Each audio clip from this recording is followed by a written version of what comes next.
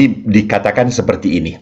Janganlah gelisah hatimu, percayalah kepada Allah, percayalah juga kepadaku. Di rumah Bapakku banyak tempat tinggal. Jika tidak demikian, tentu aku mengatakannya kepadamu. Sebab aku pergi ke situ untuk menyediakan tempat bagimu. Dan apabila aku telah pergi ke situ dan telah menyediakan tempat bagimu, aku akan datang kembali dan membawa kamu ke tempatku, supaya di tempat di mana aku berada, kamu pun berada, dan kemana aku pergi, kamu tahu jalan ke situ. Ayat ini saya pakai sebagai bahan untuk permenungan tentang kegelisahan. Jadi kalau kita lihat, ini diambil dari Injil Yohanes bab 14. Jadi mulai bab 14 ini dari Injil Yohanes, Yesus berbicara khusus dengan para murid. Dan nanti kalau Anda jauh ke belakang, ke ayat bab-bab berikutnya, ini adalah saat-saat akhir dari hidup Yesus. Jadi rupanya penginjil Yohanes ini memang menuliskan Injilnya begitu tertata rapih. 7 tanda, dimulai dengan tanda pertama adalah mujizat di perkawinan di Kana, tanda terakhir adalah Lazarus dibangkitkan, dan kitab suci ini ditutup dengan penderitaan Yesus tentunya. Namun sebelum para murid menghadapi penderitaan, Yesus mempersiapkan mereka. Jadi Yesus sadar bahwa peristiwa yang akan dihadapi oleh dia akan merapuhkan, menggoncangkan iman para murid. Maka di ayat-ayat berikutnya, di bab 14 ayat 15, menarik sekali bahwa Yesus berkata, "Jikalau kamu mengasihi aku, kamu akan menuruti segala perintahku." Dan ini yang menarik. "Aku akan minta kepada Bapa dan ia akan memberikan kepadamu seorang penolong yang lain, supaya ia menyertai kamu selama-lamanya, yaitu Roh kebenaran." Jadi kalau lihat di dalam bahasa Inggrisnya, roh penolong itu counselor gitu ya. Jadi Yesus menyadarkan para muridnya bahwa mereka tidak pernah boleh gelisah. Dan mereka akan menjadi pribadi yang kuat, yang tidak diliputi kegelisahan, diliputi ketakutan yang berlebihan, kalau ada roh penolong. Counselor itu. Jadi, counselor itu adalah pribadi Allah yang akan memberikan comfort, memberikan ketenangan, kesejukan, akan memberikan counsel, akan memberikan nasihat, dan care for, akan peduli, dan akan memberikan guide, petunjuk, gitu ya. Jadi kalau kita lihat nuansa roh penolong itu seperti apa, dia tidak hanya memberi petunjuk, tetapi juga akan memberikan kekuatan, comfort, penghiburan, akan memberi nasihat, akan peduli, memberikan tangan Tuhan yang sungguh peduli terhadap kegelisahan manusia.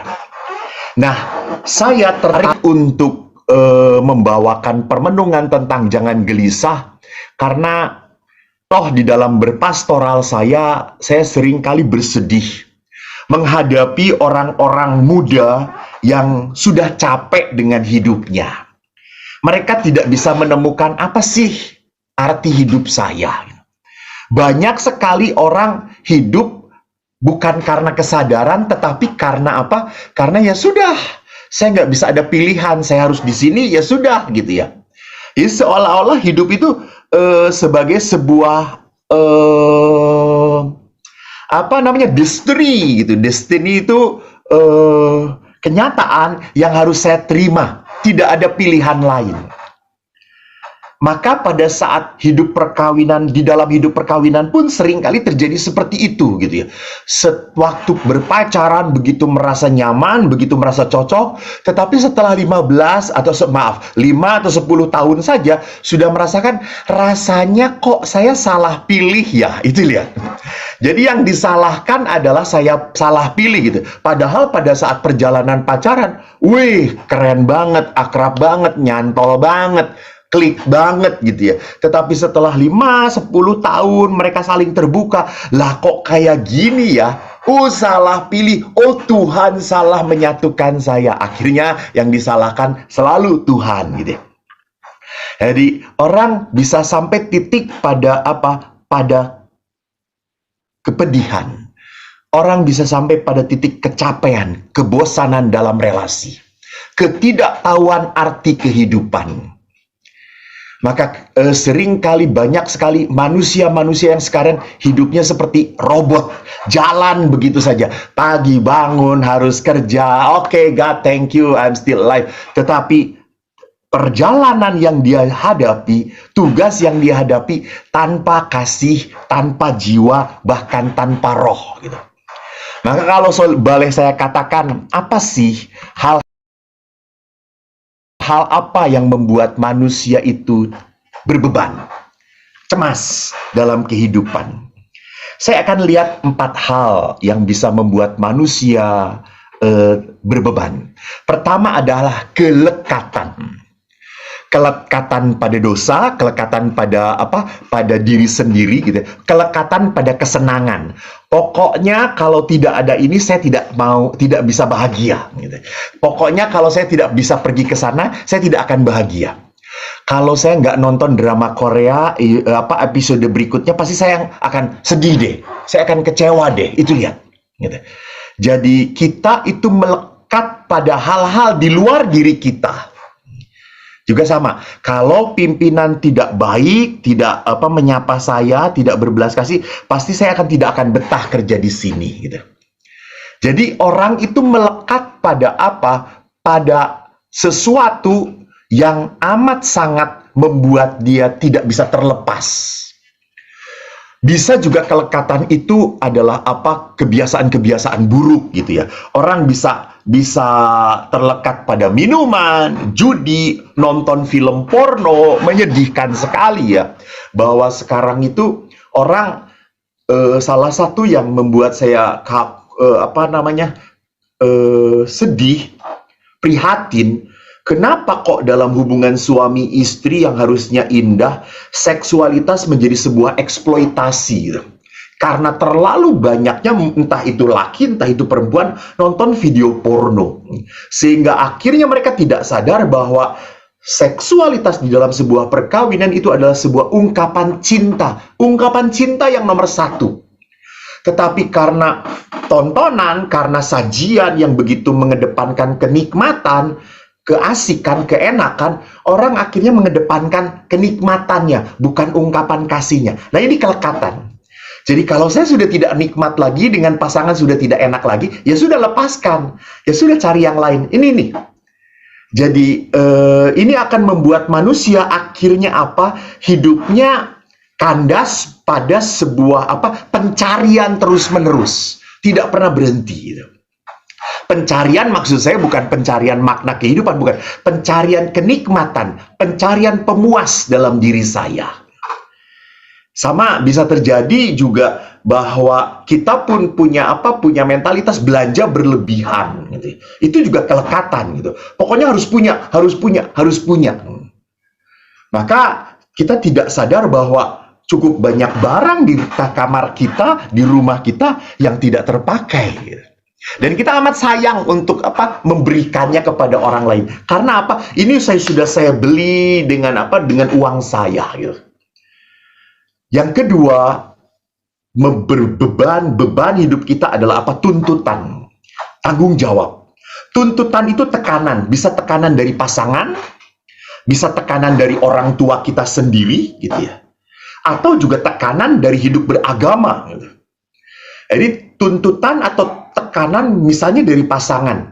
Cukup banyak akhirnya suami capek juga, lelah juga kalau pasangannya, istrinya berkata, kamu tuh kerja keras dong, kerja keras, lihat tetangga kita sudah beli ini, beli itu, kita kok nggak beli apa-apa. Nah ini, jadi seolah-olah pekerjaan dia selama ini tuh tidak ada artinya apa-apa bagi pasangannya. atau tuntutan untuk berubah gitu kan. Seringkali entah para istri, entah para suami, umumnya si istri yang menuntut suaminya berubah. Karena berubah, suami sih tenang-tenang aja ya. Karena di dalam counseling perkawinan saya selalu melihat bahwa keluarga tidak beres itu lebih banyak dilihat oleh istri gitu. Para istri berkata, aduh keluarga saya nggak beres Romo, aduh keluarga saya ada masalah Romo. Lalu pada saat saya tanya kepada suaminya, Pak bagaimana? Biasa-biasa aja, tenang-tenang saja Romo gitu ya. Jadi bisa terjadi karena apa? Karena kita terlalu menuntut pasangan harus ini, harus itu, harus ini. Dan itu membuat apa? Hidup di dalam sebuah ketegangan. Bisa jadi tuntutan pimpinan gitu, tuntutan pimpinan yang berlebihan dan tanggung jawab yang berlebihan. Nah, bisa terjadi juga tadi di dalam agama, yaitu apa? Mungkin jangan sampai aspek dosa begitu ditekankan sehingga kita lupa bahwa aspek pertama dan utama Allah adalah apa? Adalah kasih. Adalah Maha Rahim. Bukan Allah yang mencari-cari kesalahan dan kelemahan kita. Yang ketiga adalah pengalaman kesakitan, kepahitan, luka. Tidak pernah ada seorang pun hidup tanpa luka. Entah itu karena pelecehan, entah itu karena kekerasan fisik atau kekerasan verbal, gitu. Entah itu karena penganiayaan. Setiap orang pada saat kecil pun, pada saat dia masa kecil pun sudah mengalami pengalaman kesakitan itu. Dan sekali lagi saya katakan bahwa pengalaman kepahitan, pengalaman sakit tidak akan pernah begitu saja hilang, beres dari hidup kita. Setiap orang harus belajar apa? Healing, menyembuhkan. Jadi healing yang benar ya, bukan healing orang-orang muda sekarang pergi ke Bali healing gitu ya, jalan-jalan ke puncak healing. Itu sih bukan healing, itu sih namanya keliling-keliling gitu ya. Jadi kalau healing yang benar itu berarti apa? Membereskan luka, menata hidup batin. Menyadari bahwa saya itu punya kekecewaan, punya kemarahan, punya kepedihan.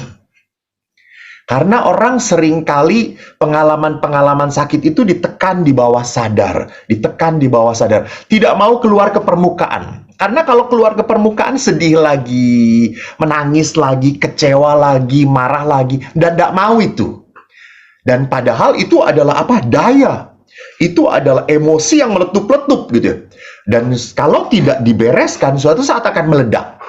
Dan ini membahayakan di dalam diri kita. Kalaupun tidak meledak, akhirnya akan menjadi sebuah obsesi gitu ya. Akan menjadi letupan-letupan kecil dalam tindakan-tindakan yang amat sangat menjadi sangat menyakitkan untuk orang lain. Maka seringkali anak-anak muda berkata kepada saya, ada ya Romo teman-teman yang bisa menjadi racun gitu ya, menjadi menyakitkan, toxic relationship gitu ya, relationship yang sangat meracuni, yang toxic, sangat menyakitkan. Kenapa bisa muncul? Karena pribadi-pribadi yang sakit, pribadi-pribadi yang tidak mengolah kepedihan.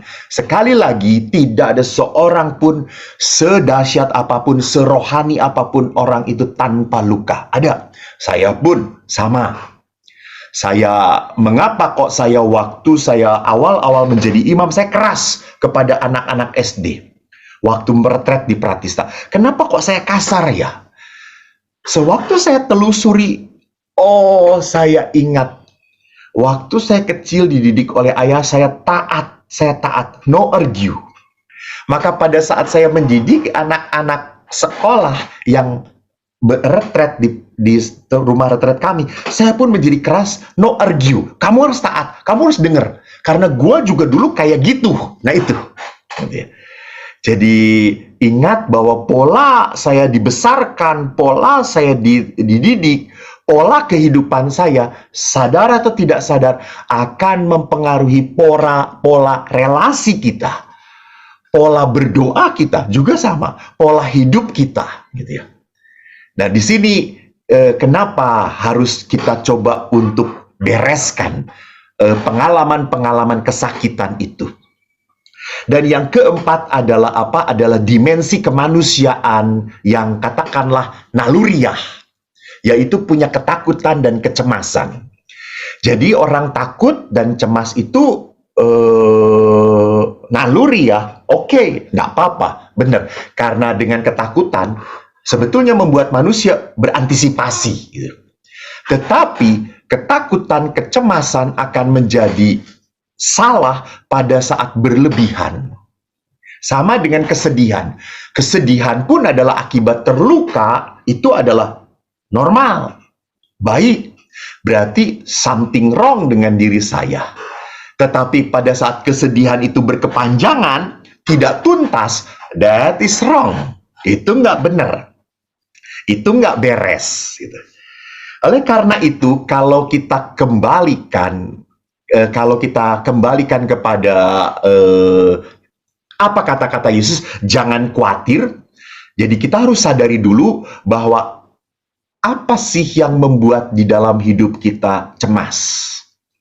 Kita harus menyadari dulu apa sih yang membuat hidup kita tertekan. Jangan pernah membohongi diri sendiri. Jangan pernah berkata, saya sudah rajin berdoa kok Romo, saya sudah rajin puji-pujian. No. Puji-pujian, doa semacam apapun, kalau tidak melibatkan problematik batin, kalau tidak melibatkan kegalauan batin, apa yang ada di dalam hati, pergumulan batin ini ada apa, maka doa dan pujian akhirnya, hati-hati, jangan-jangan menjadi sebuah kepalsuan, gitu ya. Karena tidak lahir dari sebuah pergumulan batin ini. Nah, kalau kita kembalikan janganlah cemas, janganlah takut, ingat, itu adalah kata-kata Allah.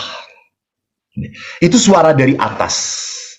Allah, ingat waktu para rasul pun setelah ditinggalkan oleh Yesus bangkit, mereka kocar-kacir, mereka ketakutan. Mereka berada bersama-sama di tengah-tengah, di dalam pintu yang sedang tertutup. Dan Yesus datang dengan berkata apa? Damai sejahtera bagimu. Jangan takut. Jadi, kata-kata jangan takut adalah suara ilahi. Suara yang membuat manusia harus semakin sadar bahwa saya itu berhadapan dengan Allah. Dan kalau saya sudah berhadapan dengan Allah, saya harus sadar Dia adalah penguasa. Dia adalah segala-galanya. Jadi ada dasarnya, saudara-saudaraku. Saya ingin perlihatkan sedikit. Dalam kitab suci, kurang lebih ada 7.000 janji Tuhan. Dan jangan pernah lupa, janji itu tidak serta-merta begitu saja diterima oleh manusia. Tidak. Jadi kalau Allah itu memberikan janji damai, sejahtera dari sejak zaman Adam dan Hawa, ya sama. Waktu Adam dan Hawa melakukan dosa, Adam dan Hawa diusir keluar dari Taman Eden. Allah pun tetap menjanjikan berkat untuk mereka. Kain waktu membunuh Habil, sama. Kain ketakutan, tetapi pun Allah berjanji mau menyelamatkan. Paling jelas Abraham diberi janji oleh Tuhan. Artinya apa? Janji Tuhan itu jalan kalau manusia mengikuti kehendak Tuhan. Sering kali kita berpikir untuk apa? Minta janjinya. Mana Tuhan? Mana katanya Engkau mau berkati? Mana katanya Engkau Allah yang maha baik, Kau Allah El Shaddai, Kau Allah Emmanuel, gitu ya. Kau beserta kami. Aku sudah berdoa. Mana? Gitu ya. Tapi kita lupa untuk melakukan apa yang Tuhan mau. Apa yang Tuhan mau. Jadi saya ingat sekali seorang anak kecil pernah menggenggam permen di tangan dia. Dia takut sekali permen itu diambil, dia takut permen itu jatuh, dia takut kehilangan permen itu. Dia dua-duanya tangan sedang pegang permen. Lalu saya datang kepada dia, saya bawa coklat Toblerone yang enak banget, kata saya. Hai, gue punya coklat. Lalu anak itu mau, mau banget, enak banget. Oke, aku mau kasih. Ya udah, saya ambil ya Romo. Ya oke, tapi tangan kamu sedang menggenggam. Kamu tidak akan dapat Toblerone ini kalau kamu nggak mau melepaskan permen kamu. Jadi anak itu baru bisa mengambil Toblerone kalau dia mau melepaskan permennya. Look, gitu ya. Sama. Bagaimana Allah berikan damai, sukacita. Bagaimana mungkin kita bisa punya hati yang damai, hati yang sukacita kalau kita tidak mau mengampuni. Kalau kita tidak mau menerima kelemahan diri kita. Bagaimana kita mempunyai kehidupan yang penuh kalau kita tidak mau menyadari ketergantungan kita pada Tuhan? Mengapa orang seringkali merasa bahwa hidup rohani itu adalah sesuatu yang berat? Karena mereka melihat hidup rohani sebagai sebuah kegiatan gitu ya. Aduh, sekarang jam 11, aduh harus persekutuan doa, aduh padahal saya mau istirahat gitu ya. Jadi lihat ini kegiatan gitu ya. Persekutuan doa kalau dilihat sebagai sebuah kegiatan menjadi beban. Ibadat apapun, ke gereja apapun, kalau dilihat sebagai sebuah kegiatan, menjadi beban. Berarti saya harus meluangkan waktu. Berarti saya harus mencuri waktu saya yang untuk diri saya, me time saya habis. You look. Tapi pada saat kita sadar bahwa hidup rohani, doa, adalah persekutuan, adalah sebuah saat bagi kita untuk memusatkan Tuhan di dalam diri saya.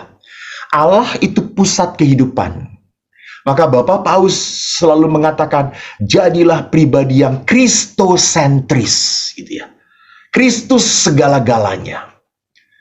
Jadi pada saat Kristus menjadi segala-galanya dalam hidup kita, maka doa, peribadatan, membaca kitab suci, bukan menjadi sebuah kegiatan, bukan menjadi sebuah acara. Maka mari kita kembali kepada janji Tuhan. Promise God itu apa sih? Saya ingin melihat apa yang ditulis oleh Rasul Paulus kepada jemaat di Filipi. Dikatakan ini, bersukacitalah senantiasa dalam Tuhan. Sekali lagi kukatakan, bersukacitalah. Hendaklah kebaikan hatimu diketahui semua orang. Tuhan sudah dekat. Nah ini yang akan saya paparkan. Janganlah hendaknya kamu khawatir tentang apapun juga. Namun nyatakanlah dalam segala hal keinginanmu kepada Allah dalam doa dan permohonan dengan ucapan syukur. Maka damai sejahtera Allah yang melampaui segala akal akan memelihara hati dan pikiranmu dalam Kristus Yesus. Menarik, saudara-saudari yang terkasih. Apa yang dikatakan oleh Paulus, dikatakan apa? Jangan kamu khawatir, nyatakan segala sesuatu kepada Allah dalam doa, permohonan, dan ucapan syukur. Maka damai sejahtera yang melampaui segala akal akan memelihara hati dan pikiranmu. Apa sih damai sejahtera yang melampaui segala akal? Kita selalu berpikir bahwa orang bahagia itu adalah orang yang punya segala-galanya gitu ya. Dia mau ada ini pergi ke sini bisa gitu. Beli itu ada duitnya gitu. Pokoknya orang itu berpikir bahwa kalau dia punya segala-galanya dia paling bahagia. Saya ingat sekali suatu saat saya pernah cerita juga toh, saya diundang oleh sebuah keluarga makan pada saat itu steak Tony Romas.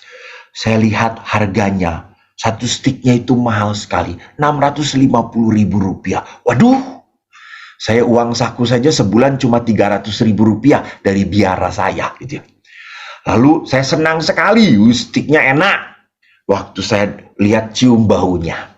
Lalu setelah disajikan di antara kami, orang yang atau anak bapak ibu yang mengundang langsung makan. Lalu saya kan sudah terbiasa saya berdoa. Saya buat tanda salib, saya berdoa. Anaknya yang di sebelah saya, dia ngeliatin saya. Lalu setelah saya berkata amin, saya tutup doanya. Saya lihat anak itu masih terpana melihat saya. Kata saya tuh, kenapa nak? Lalu dia ini tanya, emang Romo kalau berdoa sticknya berubah apa? Ya enggak, kata saya tuh. Emang sticknya tambah enak? Ya bukan begitu. Emang kalau kalau nggak berdoa sticknya jadi kurang enak? Ya nggak begitu. Lalu kenapa Romo berdoa? Lalu saya ngomong, saya itu bersyukur, nak, bersyukur. Kenapa bersyukur, Romo?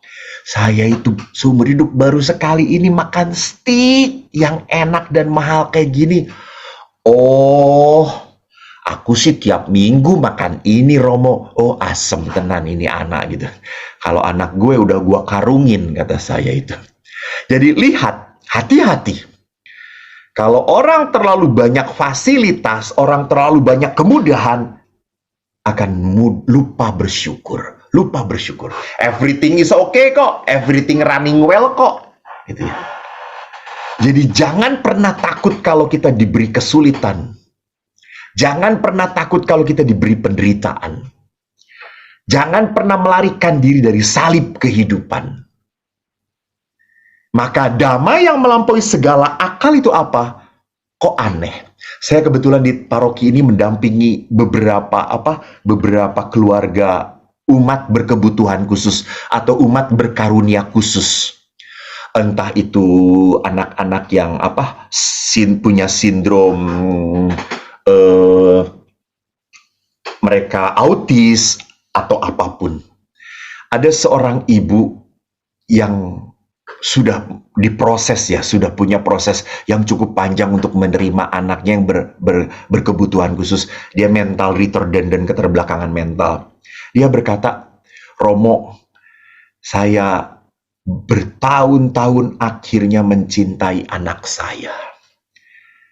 Kenapa, Bu? Dulu saya berdoa, Tuhan sembuhkan anakku, sembuhkan anakku. Sejak dia kecil saya berdoa, Tuhan sembuhkan anakku. Makin dia besar, dia sakit, tetap sakit. Saya kecewa, saya marah pada Tuhan. Akhirnya saya bertemu dengan seorang Romo senior, dan saya sharing tentang kekecewaan saya pada Tuhan, bahwa Tuhan tidak mendengarkan doa saya. Lalu Romo itu berkata, coba ibu berubah doanya. Coba katakan, Tuhan sembuhkan aku, sembuhkan aku. Lalu si ibu itu tanya, emangnya saya sakit? Saya enggak sakit, anak saya yang sakit. Gitu ya. Lalu pastor itu berkata, Romo itu berkata, ibu fisik nggak sakit, tapi batin ibu, hati ibu sakit. Ibu tidak mau berdamai dengan apa yang Tuhan berikan dalam hidup ibu. Saya kaget, Romo, pada saat itu saya berdoa, dan akhirnya saya ubah doa saya, Tuhan sembuhkan aku. Selang berapa lama kemudian, saya mulai menikmati relasi saya dengan anak saya yang sakit. Saya terima dia. Dan bahkan saya bersyukur dia dari 3 anak, hanya satu-satunya dia yang sangat lekat pada kami. Sangat dekat pada kami. Jadi lihat, inilah damai yang melampaui segala akal gitu. Logikanya kan kalau orang sukacita, damai itu kan segala-galanya baik, everything running well, itu baru damai. Nah, di saat dia menerima anaknya yang berkebutuhan khusus, dia justru bisa bersukacita. Dari mana itu sukacita munculnya? Kalau bukan dari roh Tuhan.